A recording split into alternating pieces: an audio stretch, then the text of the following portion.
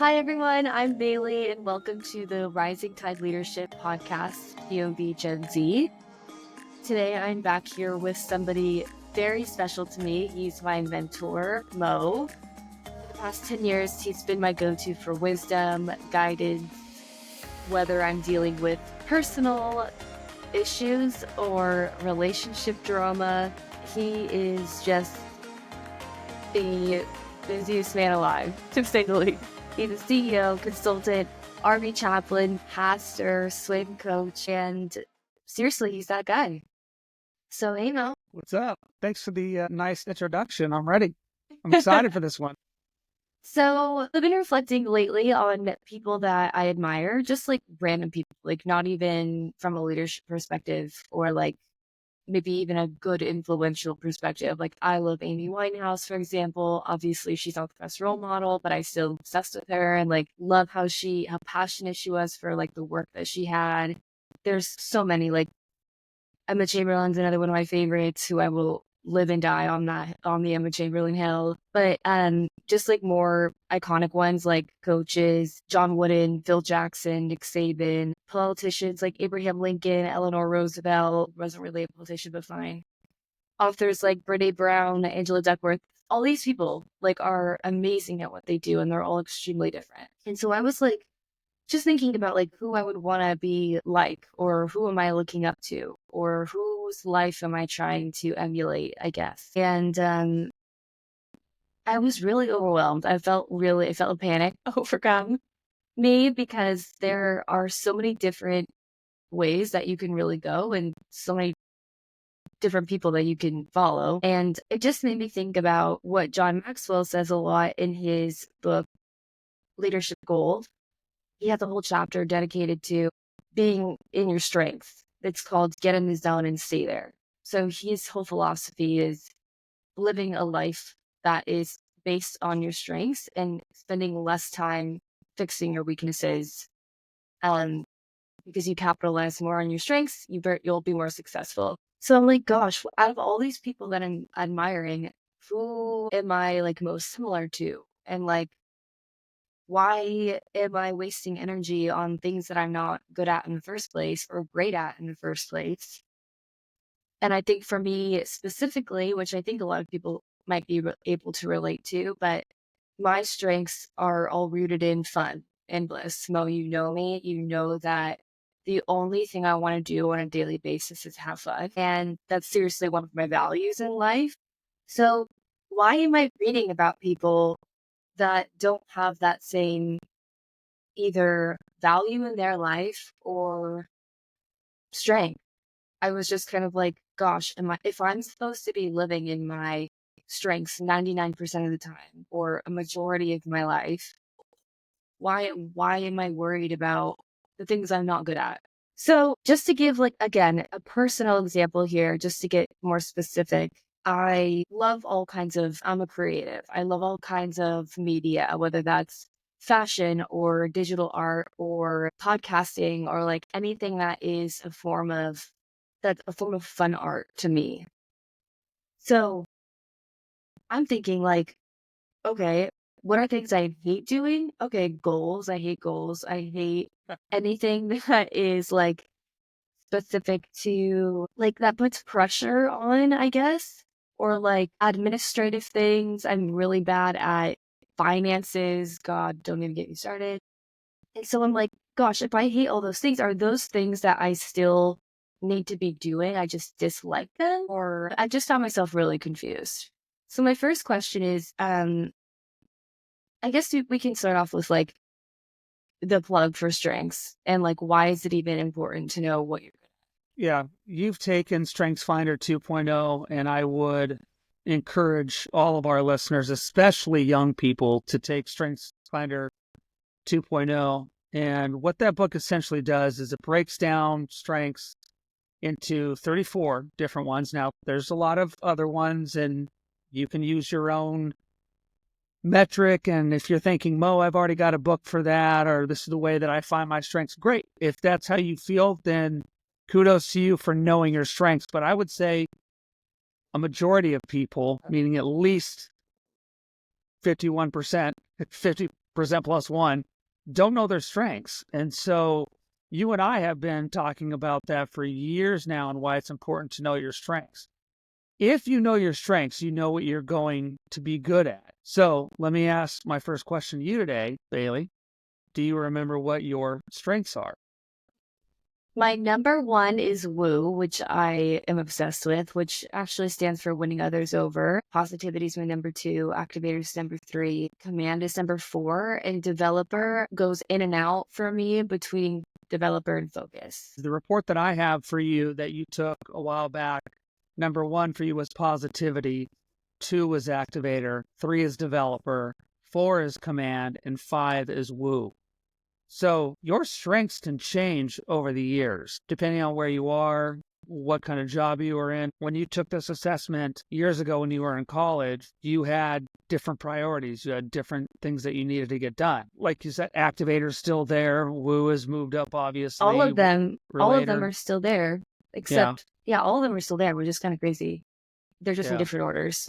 They're just in different orders. And so that's okay. Your strengths change over the years. And I've taken Strengths Finder 4 or 5 times now. And probably my top 5 have kind of hovered somewhere around, it dropped as low as 7 to 10, depending on what I'm doing in life.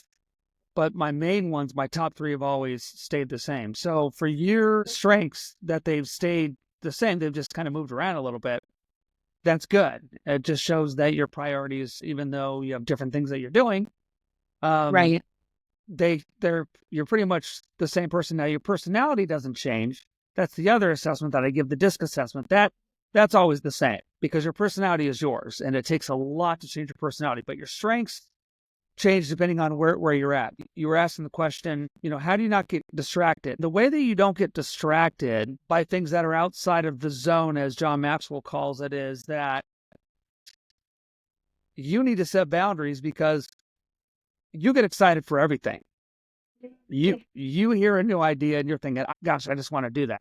I know, because as a visionary, as myself, I get excited about things too. And those who are on my team at Rising Tide, they're always like, Mo, you've got to focus. That's tough for me. But they help me to set boundaries. And so you have to set boundaries on your strengths and don't let other things encroach on that time. So I guess for you, what are the important things for you right now that you want to give your time to that would keep you in your zone? Well, before I answer that, I have another question. I want to like another caveat.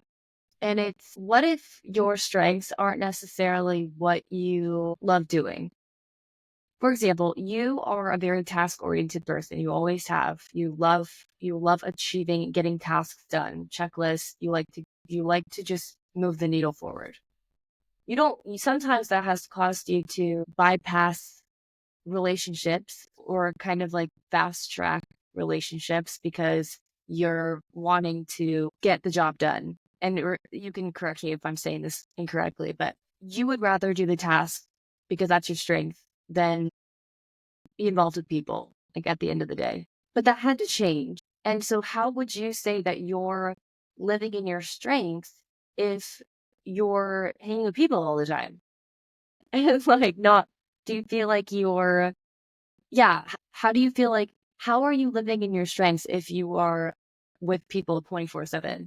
Well, I think, like John Maxwell says, we're all called to be a leader, a person of influence sometime in our life. The question is, are you going to be ready? And you're right, I am very task-oriented, and that's why when I met Kevin, and Kevin saw those leadership qualities in me, he saw that I was very task-oriented, but he also saw that I just ran over people. Not that I didn't care about people, because obviously I do care about people. You have to care about people if you're going to be a person of influence and if you're going to change people's lives and leave a legacy, which I hope to do. I wanted people to kind of be where I was. Hey, this is what we're doing. Let's get rid of all the pleasantries. As a youth pastor, we need to get these kids in, give them the right program, give them the right scripture, and then we'll be done and we'll all be happy. Well, people don't work like that.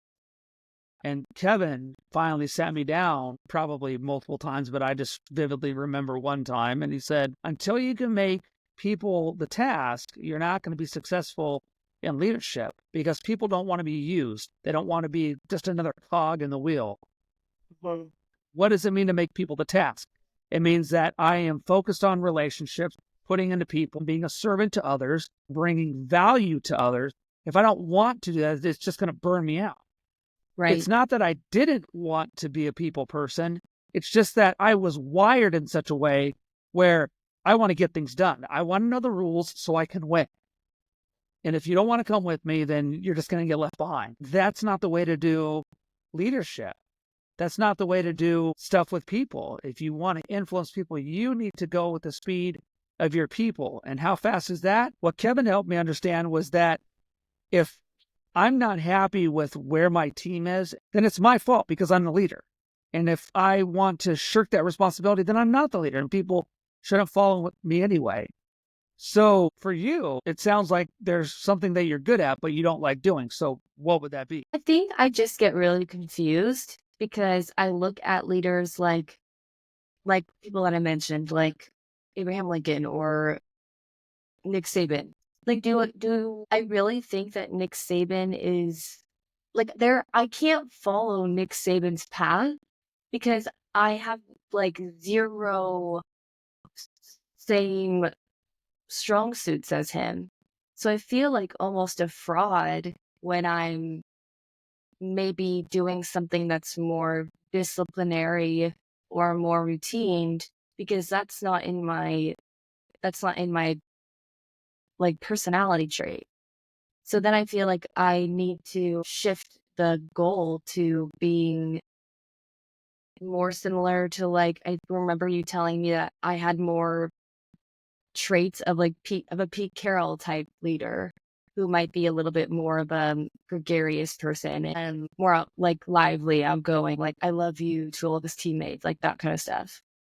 So I think I just get really confused because I look up to and I admire people like Nick Saban or even John Wooden, for example. I'm not a John Wooden kind of leader. I would want to be. I would love to be. I would absolutely give anything to be a John Wooden leader. But that's not, like I said, that's not in my strengths or in my personality trait. So then I just find myself confused because I don't know how to live in my strengths, but also be me. So what you're really talking about here is not strengths. You're talking about habits. And so what you need to do and what every young person listening needs to do is audit your daily habits. Are you spending most of your time in the areas that align with your strengths? Because if not, you have to adjust. I'm not saying you need to love goals, but you might need to put goals into your habits. Just because you don't like doing something doesn't mean that you shouldn't do it. Take Nick Saban, for Right. instance. One of his favorite quotes is, everybody wants to be the beast, but nobody wants to do what the beasts do. And that's why his teams were so successful further into his career when he had already won a couple championships. And people came to Alabama, Roll Tide. And they said, man, I really want to do this. I want to win a championship with you, coach. And he said, well, okay, are you going to do the things that you need to do? You can't just come to a school like Alabama during their dynasty years and say, well, I'm here. Now it's time to win a championship. It's harder to stay at the top than it is to get to the top. And Coach Saban knew that better than anybody. And that's why it was easy for these guys to get complacent. You were a swimmer for your entire youth career. You know what it means to have to put in hard work. If you don't put in hard work, you're not going to succeed.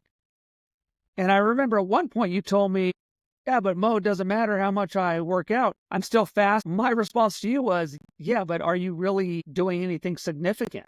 I'm not impressed. And the reason I wasn't impressed is because there was so much more that you could do. That's like Katie Ledecky coming to swim for us in college. That's not impressive. She can beat all of our records in practice off of the wall on the 8th try after she's already tired. That's not impressive. What's impressive is doing your very best. It's not about winning. Now I'm switching into coach mode, as you can tell. Guys, I get a little hot here. I do. Seriously, I need a clipboard and a stopwatch to throw at somebody.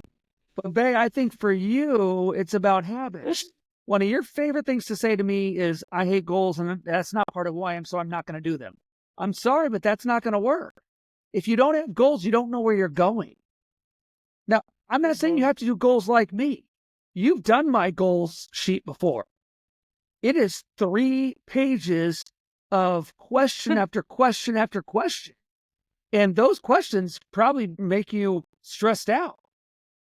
And even when Yes. I said, you don't have to fill it out like me, you know me, I fill each question out several paragraphs. By the time I get done with my goals at the end of the year, and I'm in the middle of doing my goals right now, it is several pages, 13, 14, 20. It depends. I just wanted you to Oh, write down a sentence. I said, babe, put some bullet points down.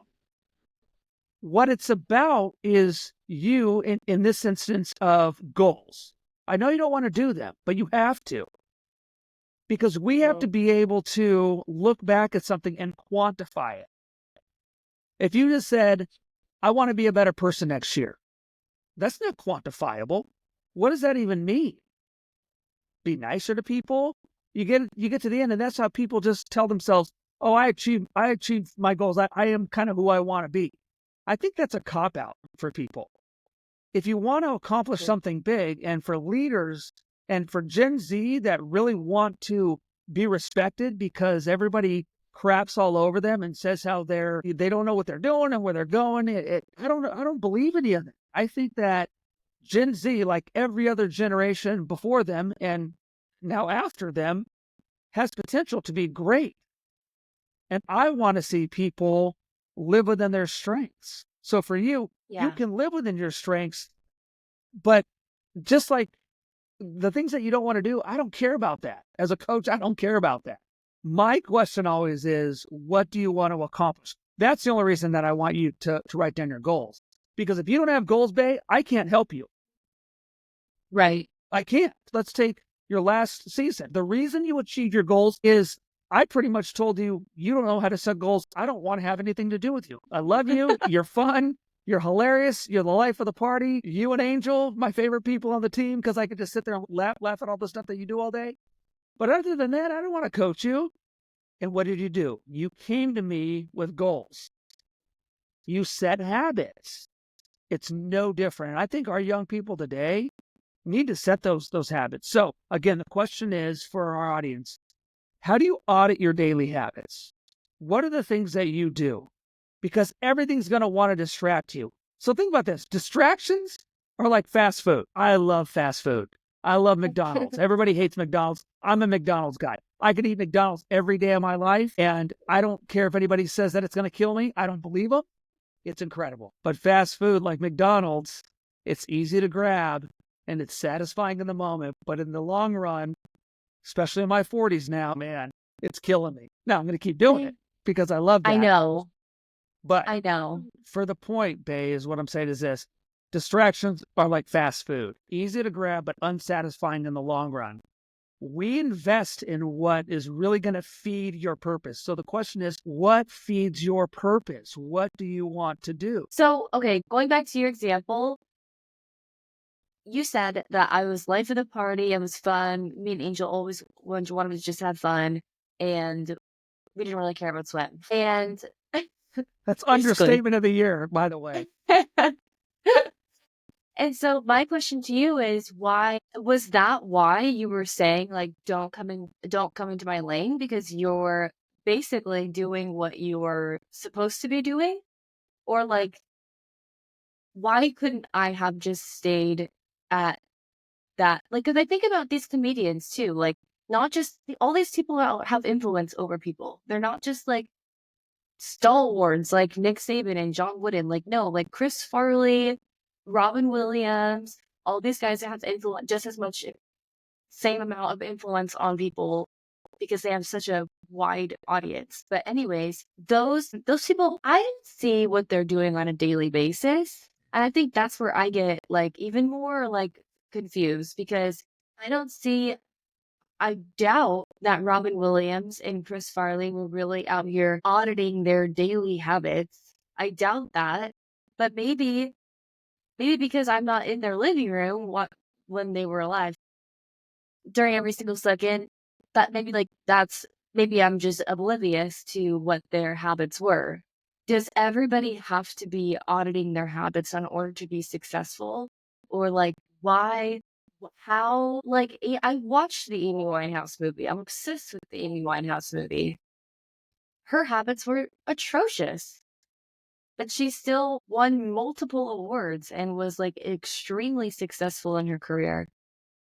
Obviously, yeah, if she would have went to rehab probably earlier or whatever the case is, maybe she would still be here today, but she didn't do that. Like, she just lived her life and made songs as it came up. As she would actually be angry at her, like, managers and agents and dad when they pushed her for more. She was like, "I don't know what you're talking about.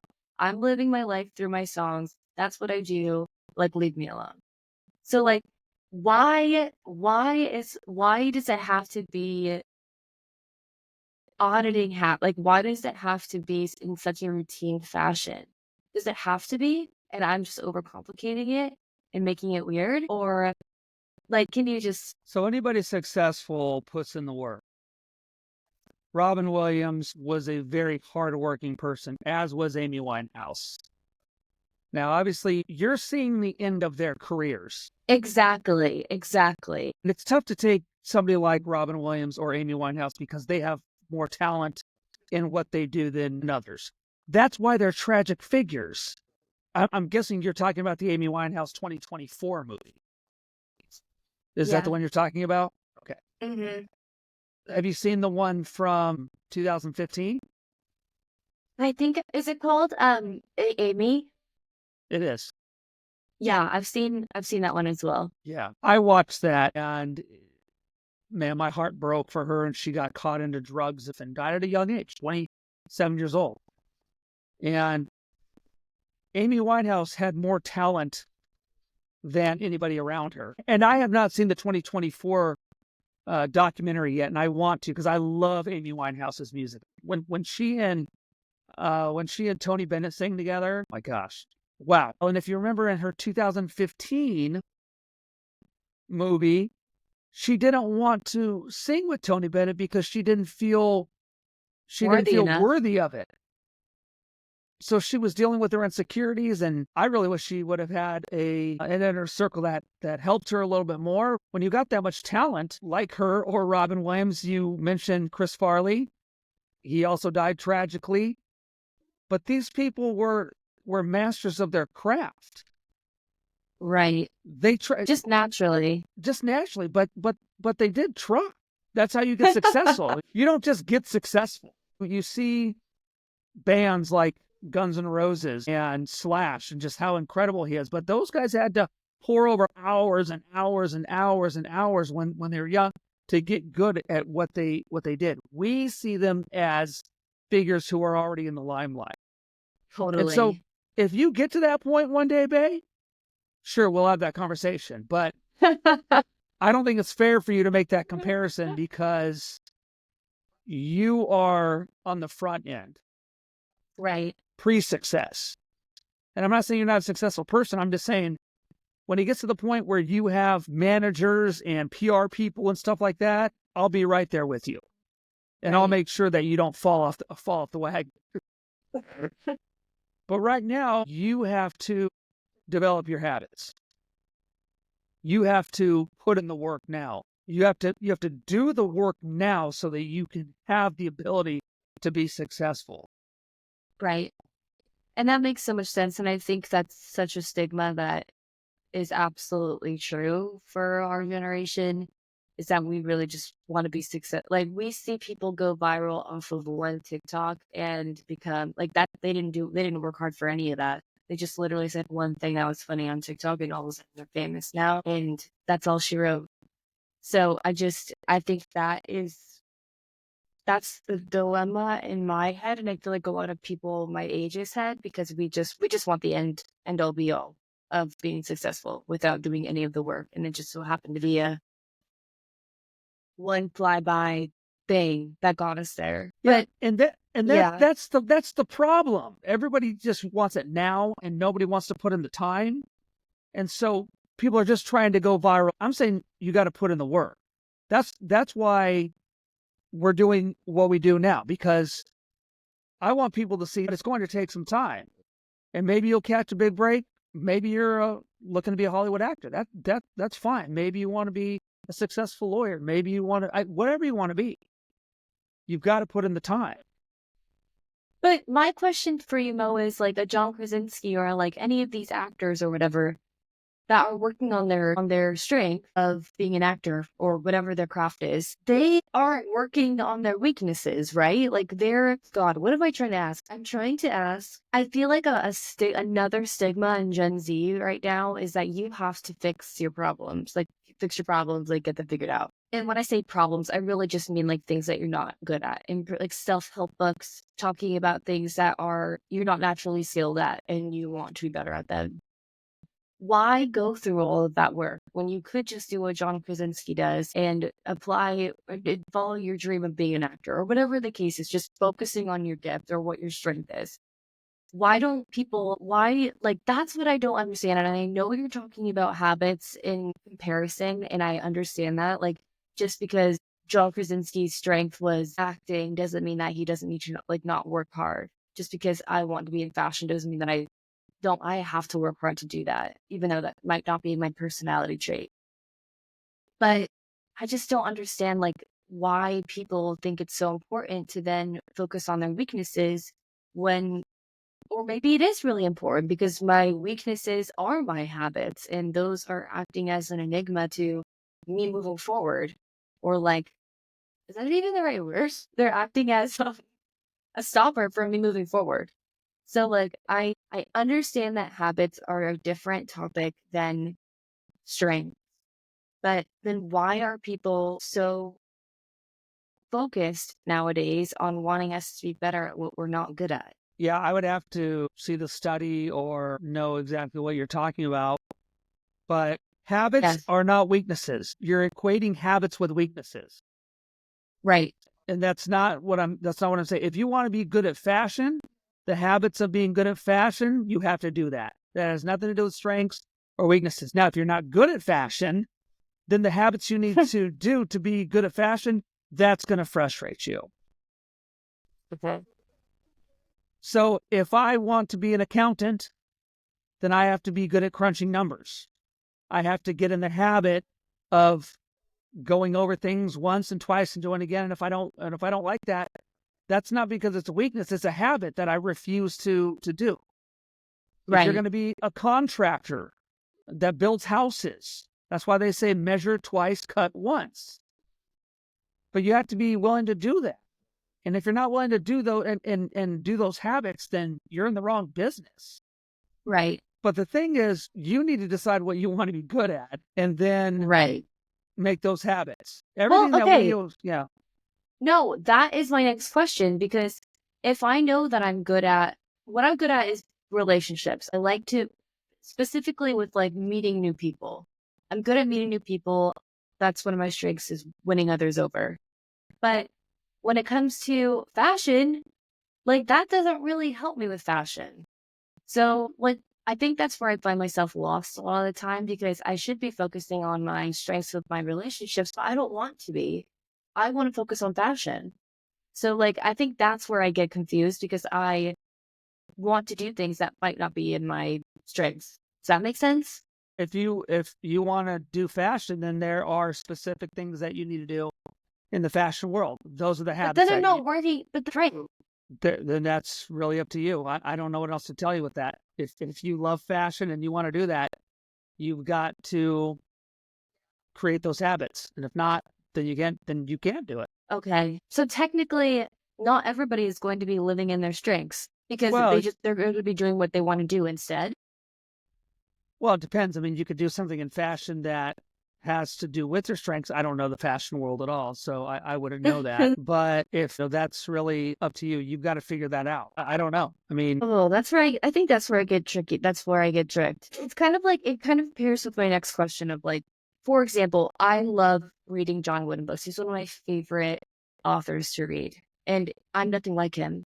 So is there really a point in me reading his books and like taking, like, I can't use his wisdom if I don't have the same strengths as him, right? no, I think that's knowledge because you can take that knowledge and you can apply that knowledge in the way that you would do it, as opposed to how he would. So if you were to coach, you would coach much different than John wouldn't, but you could still live by the same principles. Okay, I guess that makes sense. And then, and again, that kind of pairs into this other question that I have, which is like a lot of the time I find myself doing something that I'm good at. And because I'm not good at follow through, my habits of follow through, completion, getting things completed 100%, I don't have good habits when it comes to that. So, how do you advise people to stay motivated in their strengths if they don't necessarily have the natural talent of working hard or like seeing things through or perseverance? Like how would you advise people to stay motivated in their strengths when they might not have those good habits? If somebody has bad habits but is living in their strengths and has bad habits to go along with that, they're going to be not successful. So how would you like what it ugh, I feel tongue tied. I know that habits and weaknesses are not the same thing. I understand what you're saying. But sometimes I feel like when you are living in your strengths, you aren't my strengths, for example. My question really is like, how do I fix the bad habits I have while I'm living in my strengths? And I think that's what I'm trying to ask. Because it's really difficult. It's really difficult. You have to fix your habits. You don't have to fix your weaknesses. One of your questions was, how do I fix my weaknesses? Or should I have to? And no, I don't think you should. You mentioned earlier on that everybody is telling Gen Z that they have to fix this and get better. Fixing flaws is essentially what I call it. Yeah. As if perfection is the goal. And I'm telling you, it's Right. not. That's the difference. Perfection is not the goal.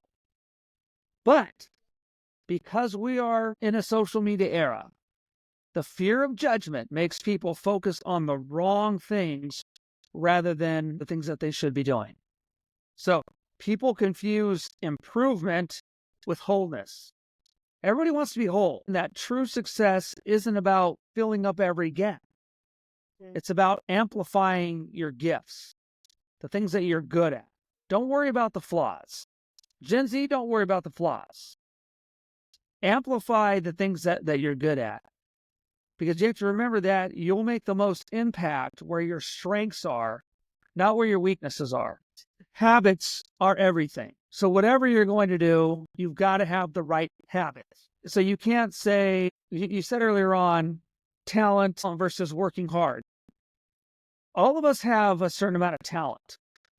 But just like Angela Duckworth says, working hard counts twice because talent only is going to get you so far. When you work hard, you'll get to where you want to be. So in the fashion industry, whatever you need to do to be good at fashion. In The Devil Wears Prada, Anne Hathaway is doing a lot of stuff she does not want to do because she wants to be in the industry. Mhm. It didn't matter about strengths or weaknesses. She had to put in the time so that she could one day, hopefully, be able to do what she wants to do. Because if that's the case, then none of us would work. You don't want to work. I don't want to work. I'd rather just be golfing all day. We do things every day that we don't want to do. The question is, do you have the right habits so that you can do those things well enough to hopefully one day be successful? Whatever success means to you, because success is different to everybody. Can you just give me an example of one of your weaknesses compared to one of your, like just one of your weaknesses? Because I want to see how it compares to a bad habit. My number 34 strength, and there's only 34 strengths, is woo. Winning others Stop. over. That's number 34. That's Uh, I would challenge everybody in our audience to go to the Gallup website and take the strengths 34, where it actually puts all your strengths 1 through 34. My number 34 is woo, winning others over. When I tell That's people so that, funny. they can't believe it. But Mo, you're always talking to people, and you're doing podcasts, and you have all these meetings, and you're a chaplain in the Army. Everything that I do is people. I'm always talking to people. The last thing I want to do is win somebody over. That's just not important to me. that is, for all intents and purposes, my biggest weakness. But my habits daily, when I deal with people, make that, even though it's still a weakness, it'll always be a weakness for me, but I don't have to worry about that because my habits help get me past that. I don't have to win people Got over it. because I'm returning phone calls. I'm sending the emails that I need to. I'm having the conversations that I need to, even though I don't want to. I do. Those are the habits. That makes all the sense I need So because for I you, was not understanding. Yes. one of your top strengths is being an activator. And I'll tell you what a lot of activators deal with. Activators are great at starting something, but they're not good at finishing. You probably have a lot of stuff that you start and people see you in a month, a year and say, hey, how's that going? And you're like, I'm done with that. What do you Yeah. mean? What are you talking about? Yeah, I thought you were doing that. I thought you were working on the world's biggest ball of yarn. And you're like, yeah, after about a week, I was like, well, I don't think I really want to do this. So Literally. the way that you get good at those things is you build the inner circle. I have people around me who have strengths much different than I do. I need somebody who can keep a calendar well and keep me on task with the things that I should be doing, because even though I'm task oriented and I'm pretty good at tasks, I do what I want to do, and sometimes I need to focus on other things and say I should be doing this right now. So that's probably the clearest example that I could give you for I you and then for me. completely get it now. Completely get it now. I need to know what my third number 34 is. Take strengths 34. I know I did the one that like it only gave you top 5, but I need to know. Yeah. Because I think that's just as important as knowing your strengths. Because Oh, you can get absolutely. confused. You can get confused with bad habits like I was, when really those aren't your weaknesses. Those are just things that you need to get. Those are things you just need to do anyways. Yeah. I'm sending it That's to you really right helpful. now. It's only $60. It'll be the best. Okay. It'll be the best $60 you ever spent in your life. There goes my rent. I'm just kidding. Gosh, man, I'm out on the street. I'm out on the streets, but I know my strengths. Thank you so much. That's so helpful. Now I just know that I need to do all the things that I'm not good at. I mean, sorry. I now just need to do all the things that I don't want to do, even though I don't want to do it. It doesn't matter. Like, that's where the grit comes in. I'm understanding. I'm getting it. I'm getting it. Sure. I'll report back with my lowest strengths. I'll be waiting. But I want you to say the last word. What do you have for us, Mo, after all of that confusion I caused? So if you're having trouble understanding what you want to do, because babe, for you and I, we've been talking all the time. It's what do you want to do? You're passionate about everything, which means you're passionate about nothing. Yes. And so if you haven't read Simon Sinek's Start With Why, have we read that yet? No. Okay, you need to read Simon Sinek, Start With Why. When you remember your why, that's what Sinek says, your strengths are like muscles. They need to be exercised when you get tired, especially when you get tired. When we know the why, we will keep going. The people that know why will always outperform people that know how. I can find people that know how to do something, but I have to give them a reason why they should be doing it. So with my company and those who believe in what I'm doing and believe in my vision, they can do the how a lot better than I can with a lot of things. But I know the why. And the why is what drives the bus. It's what gives the train momentum. So to my young people out there, you have to celebrate your progress, not perfection. Stop trying to be perfect. Don't listen to people that tell you have to be perfect. If you get a little bit better, celebrate the win. Because motivation often will return when you recognize how far you've come. And a lot of people have come a long way, but they don't know it because they see somebody else online and say, that person is perfect, and I want to be like her. Yeah. Stop doing that. Stop looking at other people. They're not as perfect as you think anyway, and they've got their own set of problems, and you don't want to be them. You want to be you. You want to be the best version of yourself. So surround yourself with a community that energizes you. I need more cheerleaders in my life. I've got enough people that are bogging me down and telling me I'm not good. Sometimes your zone needs a little bit of external encouragement. You can't do it all by yourself. So don't try to do it all by yourself. And then keep learning, and you want to keep iterating. Even though you are in your strength zone, and I hope that's where you're living, there's always room for growth, and there's always room for new challenges. And so with that being said, my challenge for the audience today would be to write down one thing that you're struggling with in your strength zone. Bae, that's what we talked about today. We talked about all the things you're struggling with in your strength zone. Write down one thing in your strength zone and one small step that you can take to push it a little bit further this week.